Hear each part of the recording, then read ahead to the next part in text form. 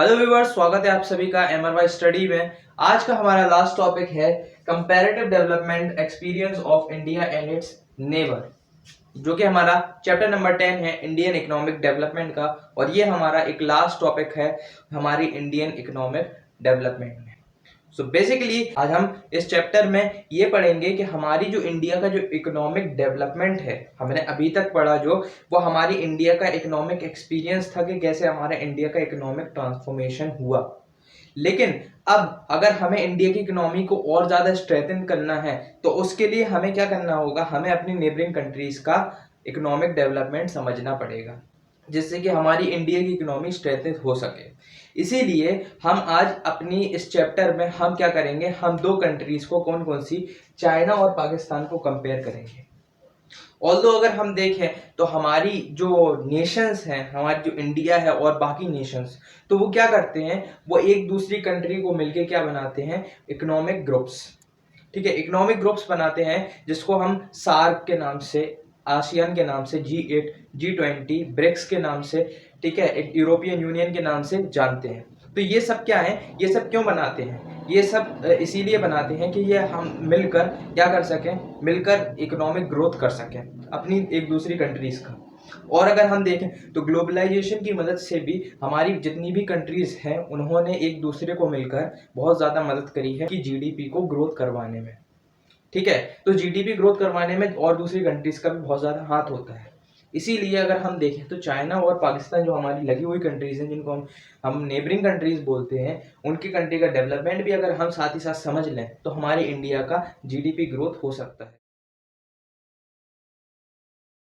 हमारे जो neighbouring countries हैं उनका डेवलपमेंट पाथ कैसा था, जैसे कि हमारी इंडिया की इकोनॉमी का डेवलपमेंट पाथ था ना, on the eve of independence से लेकर पूरा जो हमारे जो चैलेंजेस है, करंट चैलेंजेस, उनके बारे में हमने समझा। तो हमारी जो बगल की कंट्रीज हैं जैसे कि चाइना और पाकिस्तान, उनका समझते हैं। तो सबसे पहले अगर हम चाइना का समझें तो चाइना की जो इकोनॉमी है वो शुरुआत से ही अच्छी थी। ठीक है, उसका जो एग्रीकल्चर और इंडस्ट्रियल सेक्टर था वो शुरुआत से अच्छा था, लेकिन उसको भी कुछ प्रॉब्लम फेस करनी पड़ी। अगर हम देखें तो हमारी इंडिया का जो इंडिपेंडेंस है और जो पाकिस्तान का इंडिपेंडेंस है वो एक ही डेट में 1947 में, हमारे चाइना में भी People's Republic of China establish हुई, 1949 में इस्टेब्लिश हुई। तो ये सारी चीज़ें जो है हमारी आसपास होती रहे। इसी वजह से हमें एक क्लू भी मिलता है कि हमें इन दोनों का कंपैरेटिव स्टडी करना चाहिए। तो सबसे पहले अगर हम चाइना की बात करें कि चाइना कैसे डिफर करती है, जैसे कि हमारे 5 ईयर प्लान्स बनते हैं, 1951 से 56 में फर्स्ट 5 ईयर प्लान बना था। वैसे ही अगर हम चाइना का देखते हैं तो 1953 में हमारा फर्स्ट 5 ईयर प्लान बना। ठीक है, चाइना का। उसी से अगर हम चाइना की शुरुआत से इकोनॉमिक डेवलपमेंट की ग्रोथ देखते हैं तो जब से हमारी People's Republic of China establish हुई 1949 में, तब से लेकर अब तक का डेवलपमेंट कैसा था। जितने भी हमारे प्राइवेट एंटरप्राइजेस थे और जितने भी हमारी प्राइवेट ज़मीनें थी वो सब किसके अंडर आ गई, वो सब गवर्नमेंट के अंडर आ गई। वहाँ पर एक ग्रेट लीप आया, मतलब कि जैसे अगर हम कहते हैं ना ग्रेट इकोनॉमिक डिप्रेशन, वैसे ही वहाँ पर आया ग्रेट लीप, जिसमें क्या हुआ, गवर्नमेंट को एक कैंपेनिंग चलानी पड़ी। उस गवर्नमेंट की कैंपेनिंग में क्या हुआ, 1958 में क्या चीज़ एम करी गई, उसमें हमारा जो इंडस्ट्रियल सेक्टर है उसको ग्रोथ करने के लिए चाइना की गवर्नमेंट ने बोला, ऑन द मैसिव, मतलब कि एक बड़े स्केल पर चाइना की गवर्नमेंट ने इंडस्ट्रियल सेक्टर को सेटअप कराया। उसके बाद हमारा कम्यून सिस्टम भी आया चाइना में। कम्यून सिस्टम क्या था, कम्यून सिस्टम एक ऐसा सिस्टम था कि चाइना था, चाइना में एक एक जो मतलब लोग थे वो क्या करना चालू कर दिए, उन्होंने फार्मिंग चालू कर दी। फार्मिंग हर किसी को करना वहाँ पर कंपलसरी हो गई। लोगों के घर के जो बैकयार्ड होता था वहाँ पर लोग फार्मिंग करना शुरू कर दी लोगों ने, जिससे क्या हुआ, वहाँ पर जो एग्रीकल्चर प्रोडक्शन था हमारा वो तेज़ी से ग्रो करने लगा। अगर हम देखें तो जीएलएफ कैंपेनिंग की वजह से क्या हुआ, जीएलएफ कैंपेनिंग की वजह से जो हमारा प्रॉब्लम फेस करनी पड़ गई, जीएलएफ कैंपेनिंग की वजह से प्रॉब्लम क्या फेस करनी पड़ गई कि जो हमारा जो एग्रीकल्चर प्रोडक्शन था वो एकदम से डिक्लाइन में चला गया, जिसकी वजह से क्या हुआ कि 30 मिलियन से ज़्यादा लोग चाइना में मर गए भुखमरी के कारण। अब वो 30 मिलियन से ज़्यादा लोग भुखमरी के कारण जब मरे तो उसी वक्त रशिया से चल रहा था चाइना का कॉन्फ्लिक्ट। अब चाइना का कॉन्फ्लिक्ट जब चल रहा था तो चाइना को तो फिर चाइना को कुछ एक्शन लेना पड़ा। जब रशिया ने कुछ मदद नहीं की, उसके बीच में कॉन्फ्लिक्ट चल रहा था, तो चाइना को कुछ करना पड़ा। उसी वक्त चाइना ने 1956 में माओ के द्वारा ग्रेट प्रोलेटेरियन कल्चरल रिवॉल्यूशन कहते हैं। और ये 1966 से लेकर 76 के बीच में 10 साल के बीच में इसको चलाई गई, जिसके अंदर क्या था कि जितने जितने भी स्टूडेंट्स हैं या फिर जितने भी लर्नर्स हैं को आउट ऑफ द कंट्री पढ़ने के लिए भेजा गया, जिससे कि वो एजुकेशन प्राप्त कर सकें। उसी वजह से फिर क्या हुआ कि गवर्नमेंट ने 1978 में चाइना को इंट्रोड्यूस करा कि एग्रीकल्चर और इंडस्ट्रियल जितने भी गुड्स होंगे उन पर गवर्नमेंट प्राइसिंग करेगी, और बाकी इनके अलावा जितने गुड्स होंगे उस पर मार्केट प्राइस लगेगा।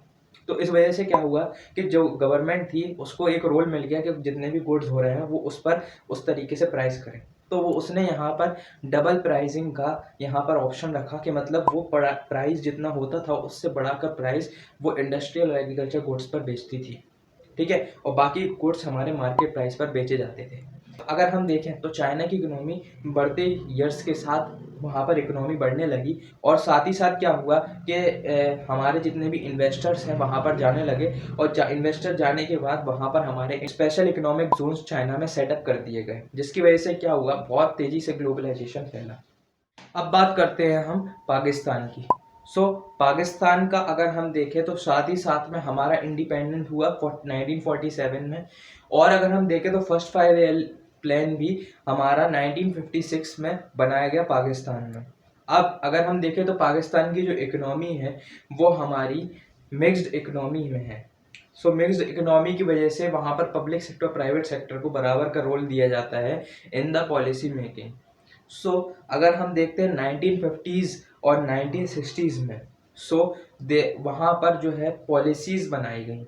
अब पॉलिसीज़ फ्रेमवर्क जो बनाया गया उसमें हमारा एक सबसे इम्पॉर्टेंट आता है इम्पोर्ट सब्स्टिट्यूशन बेस्ड इंडस्ट्रियलाइजेशन।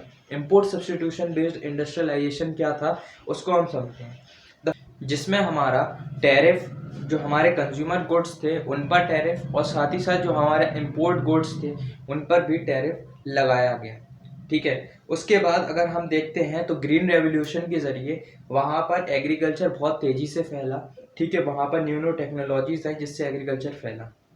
एक बहुत अच्छी बात अगर हम देखें तो वहाँ पर अर्बनाइजेशन भी बहुत अच्छी तरीके से हुआ।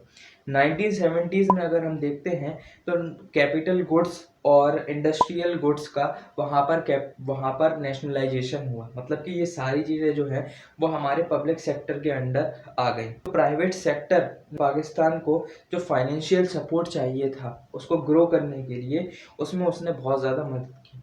इसकी वजह से क्या हुआ कि जितने भी वेस्टर्न नेशंस थे से लोगों को इन्वेस्ट करने के लिए पाकिस्तानी गवर्नमेंट ने वहाँ पर मौका दिया। अगर हम देखें तो 1988 तक आते आते हमारी जो पाकिस्तान की जो इकोनॉमी थी वो ग्रो करने लगी।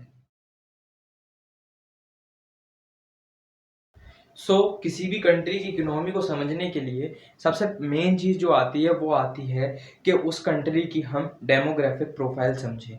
जैसे कि हमने इंडिया की इकोनॉमी की भी डेमोग्राफिक प्रोफाइल समझी थी, उसी तरीके से उन में इंडिया के कंपेयर में हम पाकिस्तान और चाइना की डेमोग्राफिक प्रोफाइल भी समझेंगे। अगर हम देखें तो चाइना की जो पॉपुलेशन है, अगर हम 2017-18 के हिसाब से देखें तो हमारी चाइना की पॉपुलेशन जितना उसका एरिया है उस हिसाब से उसकी पॉपुलेशन बहुत कम है, ठीक है, लेकिन हमारी इंडिया से पॉपुलेशन ज़्यादा है। कैसे? अगर हम देखें 2017-18 में तो हमारी इंडिया की पॉपुलेशन 1352 मिलियन थी, जो कि चाइना की अगर हम देखते हैं तो 1393 मिलियन वहाँ पर हमें देखने को मिलती है। और अगर हम पाकिस्तान की बात करें तो पाकिस्तान की जो पॉपुलेशन है वो 212 है। उसके एरिया के हिसाब से अगर हम देखें, इंडिया की पॉपुलेशन डेंसिटी कितनी है हमारी 455 है, और चाइना की अगर हम देखते हैं तो 148 है हमारी पॉपुलेशन डेंसिटी, और अगर हम पाकिस्तान की बात करें 275 पॉपुलेशन डेंसिटी हमें देखने को मिलती है। उसी हिसाब से अगर हम एनुअल ग्रोथ रेट की बात करें तो पाकिस्तान में 2.05 रेट जो हमारा वो है एनुअल ग्रोथ रेट है, और अगर हम इंडिया की बात करें तो 1.03 वहाँ पर हमें ग्रोथ रेट देखने को मिलता है, और अगर चाइना की बात करिए आप तो वहाँ पर 0.46 हमें growth rate annual growth rate देखने को मिलता है। अब इसके जो रीज़न है कि हमारा जो चाइना का जो ग्रोथ रेट है वो इतना कम कैसे है, उसका रीज़न सिर्फ ये है कि वहाँ पर जो फर्टिलिटी रेट है हमारा वो कम है। अगर हम फर्टिलिटी रेट की बात करें तो हमारा जो इंडिया का फर्टिलिटी रेट है वो 2.2 है, और हमारा पाकिस्तान का 3.6 है, जबकि इन दोनों कंट्रीज का ज़्यादा है, लेकिन इनके कंपेयर में चाइना का जो फर्टिलिटी रेट है वो हमारा 1.7 है। अब ऐसा क्यों है, उसका भी कई कई रीज़न है। चाइना के फर्टिलिटी रेट कम होने की वजह ये है कि चाइना ने शुरुआत में वन चाइल्ड नॉर्म चलाया, जिसमें उसने ये रखा कि आप एक बच्चे से ज़्यादा पैदा नहीं कर सकते। फिर उसके बाद कुछ सालों बाद अगर हम देखें 2010 में, तो 2010 में जब उन्हें लगा कि हमारे जितने हैं, जो हमारे सीनियर सिटीजन हैं या फिर जो एल्डर्स हैं, वो बढ़ते चले जा रहे हैं इन कंपेयर टू चाइल्ड, तो उन्होंने फिर 2010 में फिर 2 चाइल्ड नॉर्म रखा। और अगर अभी हम 2021 की बात करें तो हमारे पास 3 चाइल्ड नॉर्म भी चाइना में आ गया है।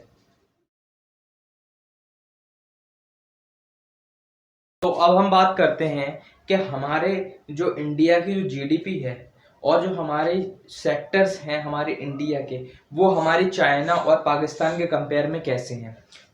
अगर हम देखें तो हमारी जो सेकंड लार्जेस्ट जीडीपी जिसमें आती है उसमें हमारी चाइना आती है। चाइना की जो जीडीपी है वो हमारी $22.5 ट्रिलियन है। ठीक है, उसी हिसाब से अगर हम देखें तो इंडिया की जो है हमारी वो $9.03 ट्रिलियन है, और पाकिस्तान की जो है वो $0.94 ट्रिलियन है। अब इनमें कंपैरिजन कैसे होता है वो अब मैं आपको बताता हूँ। देखो, सबसे पहले तो जो हमारी इंडिया की जो जीडीपी है वो हमारी पाकिस्तान की अगर देखें तो वो 11% जीडीपी ही कंपेयर कर पाएगी, क्योंकि वो उतनी 11% जीडीपी है। और अगर हम देखें तो चाइना की जो जीडीपी है हमारी, वो उसमें से हमारा 41% हमारी इंडिया की जीडीपी होगी। ठीक है, ऐसा क्यों है उसका भी बहुत सारे रीजंस हैं। अगर हम देखें तो 1980s और 90s में, और या फिर अभी 2015 से लेकर 17 के बीच के जितना भी सिनेरियो रहा, इन दोनों चीज़ को अगर हम कंपेयर करते हैं, जब हमारे इकोनॉमिक रिफॉर्म्स बने और साथ ही जो हमारी जो करंट इकोनॉमी है, उन दोनों को अगर हम कंपेयर करते हैं तो हमारे जो इंडिया है उसकी 5.7 जीडीपी परसेंटेज में थी। फिर उसके बाद वो हमारी 7.3 हो गई 2015-17 में। लेकिन चाइना की जो जीडीपी है वो हमारी घट गई। क्यों घट गई, उसके भी रीजंस थे, जैसे कि जो हमारे माओ ने जो रिवॉल्यूशन लेके आई, उसके बाद जीएलपी आई, उसकी वजह से हमारी प्रॉब्लम क्रिएट हो गई थी, तो उसके न्यू इकोनॉमिक रिफॉर्म्स लेकर आने पड़े। तो उसी 1980s में 10.3 हमारी क्या थी, जीडीपी थी परसेंटेज में। उसके बाद वो 2015 में हो गई 6.8। ठीक है, तो इन और फिर अगर हम पाकिस्तान की बात करें तो 6.3 हमारी शुरुआत में थी, और वो और घट के हो गई 5.3। अब ऐसा क्यों रहा, पाकिस्तान की सबसे कम क्यों है, उसके पीछे रहा हमारा पॉलिटिकल सिस्टम का। जो पाकिस्तान का जो पॉलिटिकल अनस्टेबिलिटी थी, उसकी वजह से हमारी इकोनॉमी घट गई। तो सेक्टर जो है उनका कंट्रीब्यूशन रहता है हमारे जीडीपी में, जीडीपी ग्रोथ में कंट्रीब्यूशन रहता है सेक्टर्स का। तो सेक्टर की अगर हम बात करें तो चाइना और पाकिस्तान के जितने भी सेक्टर थे उनमें सबसे पहले इंडस्ट्रियलाइजेशन और हमारा जो सर्विस सेक्टर है वो ज़्यादा ग्रो करा, बिकॉज वहाँ पर अर्बनाइजेशन बहुत ज़्यादा हुआ, बहुत जल्दी हुआ इन कंपेयर टू इंडिया। अगर हम देखें तो चाइना में जो एग्रीकल्चर सेक्टर है वो बहुत ज़्यादा था। चाइना में जो एग्रीकल्चर सेक्टर है वो कैसे ज़्यादा था उसके बारे में हम देख लेते हैं। तो कुछ शुरुआत में क्या हुआ कि हर किसी को फार्मिंग करने का वो था। अब हर हर कोई फार्मिंग करेगा, तो इसी वजह से शुरुआत में जो हमारा जो 80% कॉन्ट्रीब्यूशन था वो एग्रीकल्चर का था।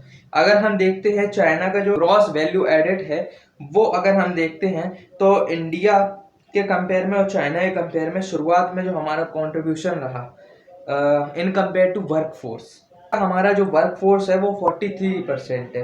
और हमारा जो चाइना का जो वर्क फोर्स है, किसमें, एग्रीकल्चर सेक्टर की बात कर रहा हूँ मैं।